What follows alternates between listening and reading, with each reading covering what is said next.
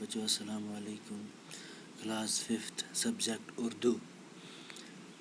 ہم گرو نانک جی کے بارے میں پڑھ رہے تھے۔ اس کا دوسرا پیرا ہے، وہ سکھوں کے ایک بانی تھے، بزرگ تھے۔ تو دوسرا پیرا ہے گرو نانک جی کے والد کا نام کالو چند تھا۔ ان کے جو والد تھے ان کا نام کالو چند تھا۔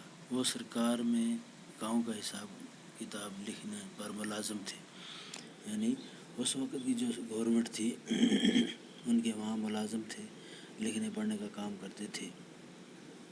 گرو نانک کی بڑی بہن کی پیدائش اپنے نانا کے گھر میں ہوئی تھی۔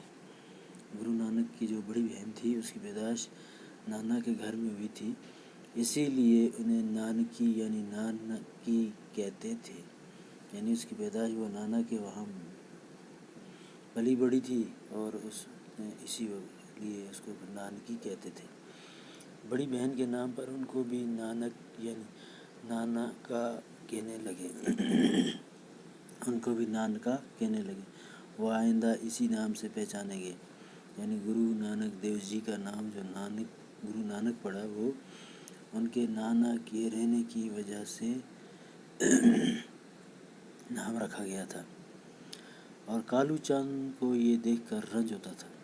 کالو چند ان کے والد صاحب کا نام تھا۔ ان کو بہت غصہ آتا تھا، اور غصے بھی آتا تھا کہ گرو نانک کی طبیعت دنیا کے کاموں میں نہیں لگتی، مگر یہ کیا کرتا، یعنی دنیا کا کوئی کام بھی ہوتا اس میں ان کا دل نہیں لگتا تھا۔ گرو نانک کی بہن کپور تھلہ کے علاقے سلطان پور میں بیائی گئی تھی۔ کپور تھلہ جو ہے یہ پنجاب، ہماری ہندوستان کی ریاست میں پڑتا ہے پنجاب۔ وہ ایک جگہ کا نام ہے کپور تھلہ۔ سلطان پور وہ بھی علاقہ جہاں بیائی گئی تھی، اور اس کا شوہر علاقے کے حاکم کی سرکار میں ملازم تھا۔ اس کا جو حامد تھا اس وقت کی جو گورنمنٹ تھی اس میں وہ ملازمت کر رہا تھا۔ یہ سوچ کر شاید نوکری میں گرو نانک جی کا جی لگے۔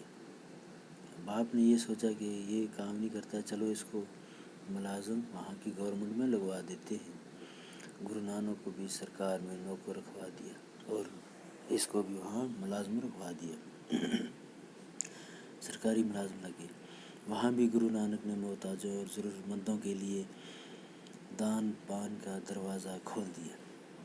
جب وہ محتاج بے کس لوگ جو تھے، حاجت مند تھے، ان کے لیے انہوں نے کیا کیا، ان کو کھانا پینا دینا شروع کر دیا، اور سرکاری خزانے کا روپیہ غریبوں اور مفلسوں میں تقسیم کرنے لگے۔ جتنا بھی وہاں سے سرکاری خزانے کا مال تھا، پیسہ تھا، غریب لوگوں میں، محتاجوں میں بانٹنے لگے۔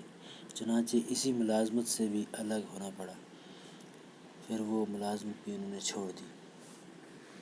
گرو نانک کے یہ رنگ ڈھنگ دیکھ کر ان کے والد نے سوچا کہ گرو نانک کی شادی کرا دی جائے، گھر ہستی کا بوجھ پڑے تو وہ اسی طرح روپے پیسے خرچ کرنا چھوڑ دے۔ انہوں نے گرو نانک کی شادی کرا دی۔ پھر کیا اس کے باپ نے یہ دیکھا، جب کہ یہ پیسہ روپیہ جو بھی چیز ملتی ہے یہ غریبوں میں تقسیم کرتا ہے، تو شادی کرا دی جائے، گھر ہستی، تاکہ گھر ہستی ہوگی، گھر کا بوجھ پڑے، گھر کی ذمہ داریاں بڑھ جائیں۔ جب شادی ہوگی تو بچے ہو جائیں گے، یہ اپنے پیسے خرچ کرنے سے رک جائے گا، لیکن انہوں نے ایسا بھی نہ کیا۔ یہ تھا دوسرا پیرا، تو نیکسٹ ٹائم انشاءاللہ پھر پڑھیں گے۔ السلام۔